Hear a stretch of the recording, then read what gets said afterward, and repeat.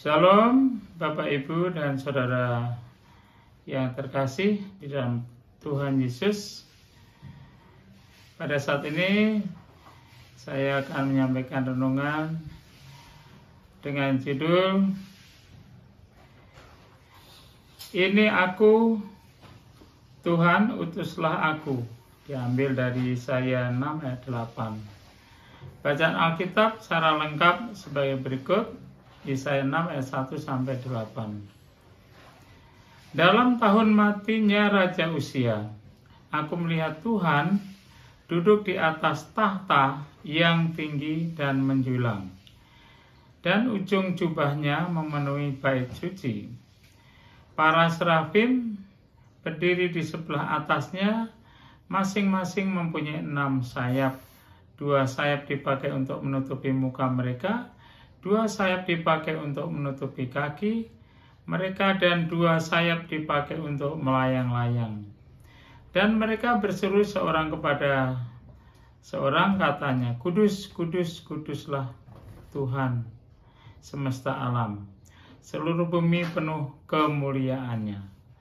Maka bergoyanglah alas ambang pintu disebabkan suara orang yang berseru itu, dan rumah itu pun penuhlah dengan asap. Lalu kataku, celakalah aku binasa, sebab aku ini seorang yang najis bibir, dan aku tinggal di tengah-tengah bangsa yang najis bibir. Namun mataku telah melihat Sang Raja, yakni Tuhan semesta alam. Tetapi seorang daripada serafim itu terbang mendapatkan aku. Di tangannya ada bara yang diambilnya dengan sepit dari atas mezbah. Ia menyentuhkannya kepada mulutku serta berkata, Lihat, ini telah menyentuh bibirmu, maka kesalahanmu telah dihapus dan dosamu telah diampuni. Lalu aku mendengar suara Tuhan berkata, Siapakah yang akan kuutus, dan siapakah yang mau pergi untuk aku? Maka sautku, Ini aku, utuslah aku. Kemudian firman-Nya, Pergilah dan katakanlah kepada bangsa ini, dengarlah sungguh-sungguh tetapi mengerti. Jangan lihat sungguh-sungguh tetapi menanggap. Jangan. Buatlah hati bangsa ini keras, dan buatlah telinganya berat mendengar, dan buatlah matanya melekat tertutup, supaya jangan mereka melihat dengan matanya, dan mendengar dengan telinganya, dan mengerti dengan hatinya, lalu berbalik dan menjadi sembuh. Kemudian aku bertanya, Sampai berapa lama ya Tuhan? Lalu jawabnya, Sampai kota-kota telah lengang, sunyi sepi, tidak ada lagi yang mendiami, dan di rumah-rumah tidak ada lagi manusia, dan tanah menjadi sunyi dan sepi. Ayat 12, Tuhan akan menyingkirkan manusia jauh-jauh, sehingga hampir seluruh negeri menjadi kosong. Ayat 13, dan jika di situ masih tinggal 1/10 dari mereka, mereka harus sekali lagi ditimpa kebinasaan. Namun keadaannya akan seperti pohon beringin dan pohon jawi-jawi yang tunggulnya tinggal berdiri pada waktu ditebang. Dan dari tunggul itulah akan keluar tunas yang kudus. Bapak Ibu sekalian, sebelum kita lanjutkan, mari kita bersatu dalam doa. Bapak Surga, kami bersyukur atas firman yang sudah kami baca tersebut sebagai landasan dalam renungan ini, yang khususnya Yesaya 6 ayat 8. Secara khusus Tuhan, kami serahkan waktu ini dari awal sampai akhir. Dalam nama Tuhan Yesus kami berdoa, amin. Bapak Ibu sekalian, seperti yang sudah kita dengarkan bersama, terutama Yesaya 6 ayat 8, ini aku Tuhan, utuslah aku.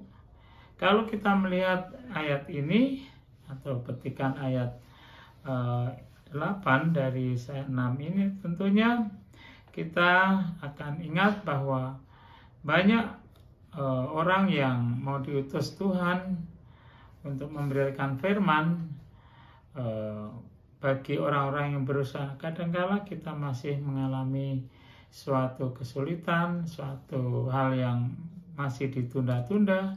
Kadang-kala ada rasa takut, ada rasa tidak berani. Mungkin mulut kita ada mulut yang berdosa, tidak berani menyampaikan pada orang lain. Tapi Yesaya bertemu dengan kekudusan Tuhan, dia memandang Tuhan, yang kemudian membuka visinya untuk melihat dirinya yang najis dan dunia yang membutuhkannya terang kasih ilahi. Dalam Yesaya 6 ayat 1-8, sebelum bertemu dengan kekudusan Tuhan, Yesaya banyak menulis celakalah ini, celakalah itu, seperti tertata dalam pasal-pasal sebelumnya. Ia merasa dirinya benar dan yang lain salah tanpa ada beban dan visi untuk menjangkau keluar. Namun ketika Yesaya bertemu dengan kekudusan Tuhan, ia yang najis bibir menyadari siapa dirinya, berseru, celakalah aku binasa, sebab aku ini seorang yang najis bibir. Seseorang yang belum pernah bertemu secara pribadi dengan Tuhan Allah dan kekudusannya, selalu merasa dirinya benar.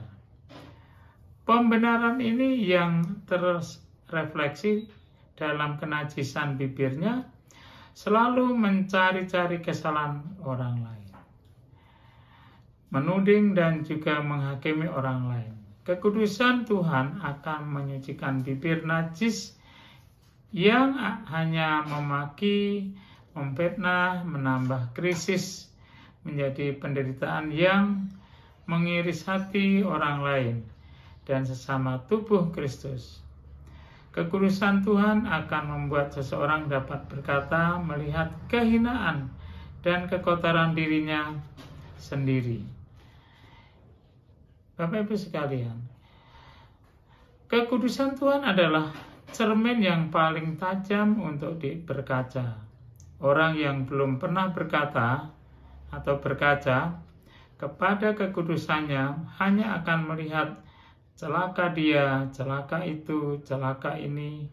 Cermin kekudusan Tuhan akan membuat kita bertekuk lutut dan berkata, celakalah aku binasa, sebab aku ini seorang yang najis bibir, penuh dengan dosa, lidah yang menyakiti hati orang lain, yang penuh percaya, yang belum percaya, hati sesama anggota tubuh Kristus, dan bahkan orang-orang urapan Tuhan.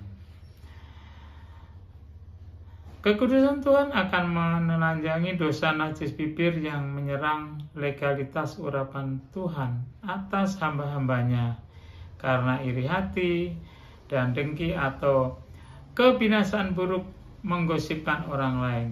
Tidak ada waktu untuk membicarakan Injil, tetapi kelebihan waktu untuk gosip yang tidak ada gunanya, atau dengan istilah lain omong kosong, membicarakan yang tidak penting, ngomongin orang dan lain sebagainya.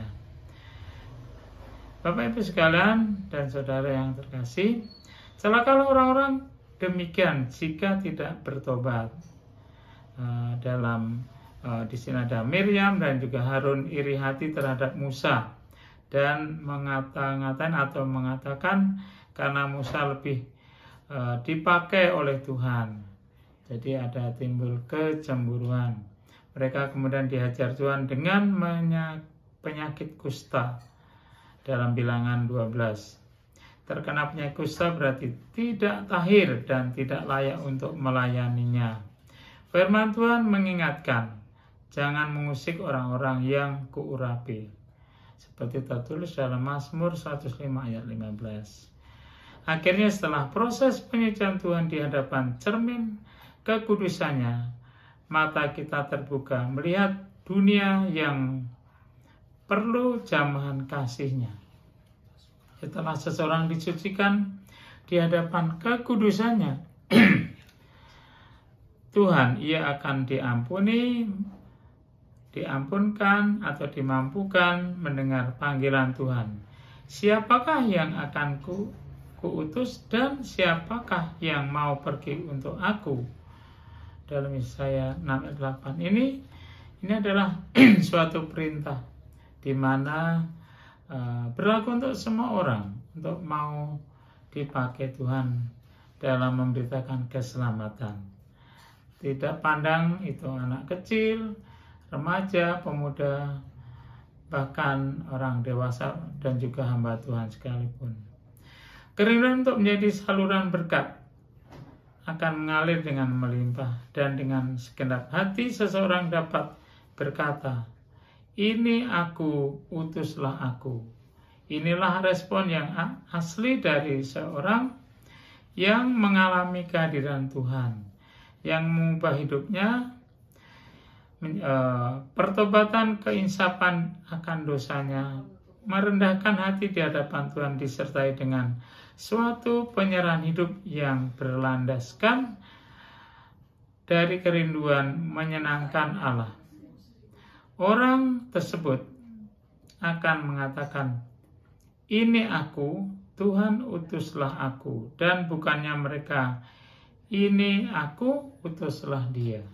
Nah, ini kata-kata yang kadang-kala tidak enak kita sampaikan. Jadi seolah-olah orang lain yang harus bekerja, sedangkan diri sendiri dalam keadaan yang santai, keadaan yang sibuk, mengabarkan ini itu, mengabarkan Injil, memberitahukan kabar baik kepada orang lain, selalu ditunda karena mementingkan kesibukannya dan kehidupan sehari-hari. Ini yang harus kita jaga atau kita tinggalkan. Bapak Ibu sekalian, Allah menantikan perkataan ini dan dunia menantikan penyerahan ini. Dari krisis yang berkepanjangan akan terbit terang yang kilang gemilang dengan perkataan dan penyerahan ini. Entah kita mendapati bahwa kita dipanggil untuk menjadi utusan Injil atau sebagai orang-orang yang mengutus dan mendukung pekerjaan misi atau utusan Injil tersebut. Bapak Ibu sekalian, betapa sulit untuk sampai kepada realisasi dari perkataan ini yang diucapkan tidak hanya sebagai hiasan bibir melalui nyanyian dan ratusan bacaan. Jutaan orang percaya mengatakannya, tetapi siapakah yang dapat sungguh-sungguh mengatakan bukan hanya dengan bibir saja, melainkan dengan segenap hati dan hidupnya berani berkata, "Ini aku, utuslah aku, dan pakailah aku Tuhan untuk melangkah dengan tindakan yang nyata." Namun tetapi hendaklah kamu menjadi pelaku firman dan bukan hanya menjadi pendengar saja.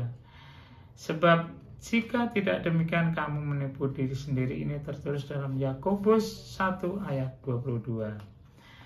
Saudara-saudara yang terkasih, pada akhirnya marilah kita mengabarkan Injil, bekerja sesuai dengan talenta masing-masing, melayani Tuhan sebagaimana mestinya sebagai jemaat gereja Allah, yaitu bisa menyembah Tuhan, bisa menjadi pelayan Tuhan, bisa memuridkan orang lain, juga pastinya beberapa terkait dengan tujuan gereja yang selalu kita menjadi tema, yaitu dalam ayat-ayat yang Kisah Para Rasul 2 yang selalu kita sebutkan sebagai Tuhan bisa diutus sebagai segala hal yang bisa kita lakukan.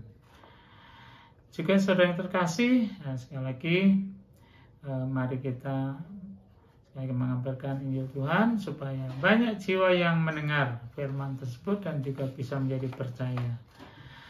Sebagai akhir, selamat pagi, tetap lakukan yang terbaik sebab hidup adalah anugerah. Amin.